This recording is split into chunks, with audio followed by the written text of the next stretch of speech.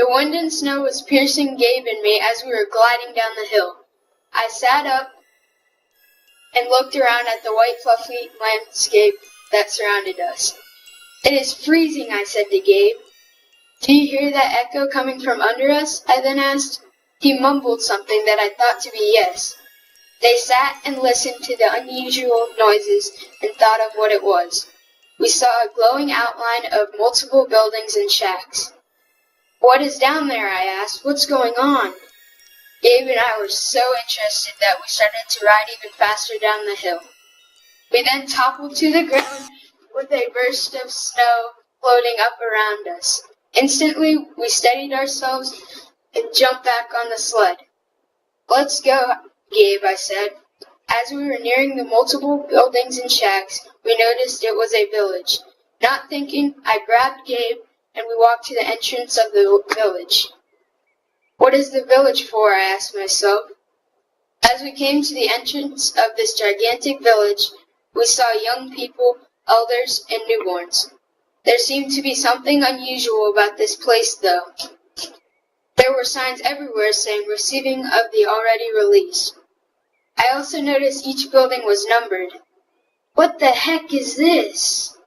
I yelled. So many thoughts were going through my mind as I saw even Gabe having a look of confusion on his face. Not thinking, I walked into the village very curiously. As I walked in, there had to be about 100 receivers of the already released people. What do these receivers of the already released people do? I asked myself. Questions were rattling up in my head about this village as I peeked inside of the receiving of the already released buildings.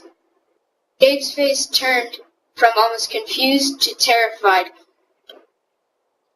as we saw what the people inside were doing. They were giving all of them shots.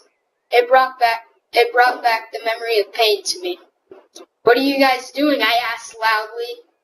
They all turned around and looked at me. "Who are you and why are you here?" Not thinking, I introduced myself. Then one of them said, We are giving the released people to be back alive and live here." "Where am I?" "You are here where the chute ends." How did you know I came from the place where they are released down the chute?" I asked. Silence was in the air as the worker gulped for air and said, "Because I am." As the last words came from her mouth, I grabbed Gabe and sprinted back to the sled. Is this a dream? I asked myself. No, it couldn't be, as I answered my own question. Now both of my parents give shots, I said to Gabe. Since I finally found my birth mother, I decided that Gabe and I are going to stay here with her and live in this village, I said to Gabe. I popped up and ran back to my birth mother and the other workers. "I'm going to stay here with you, Mom," I said. There was silence, and then she responded with, "Okay, that would be fine." "Hooray!" I yelled in joy as my birth mother and I were jumping up and down. At that moment, something popped into my head that had not occurred to me. The community had fallen into pieces. The people had received all of the memories. The whole community was confused as everyone couldn't function at all. Since I had left the community behind, everything there had gone wrong. Nothing would ever be the same without me, the receiver of memories.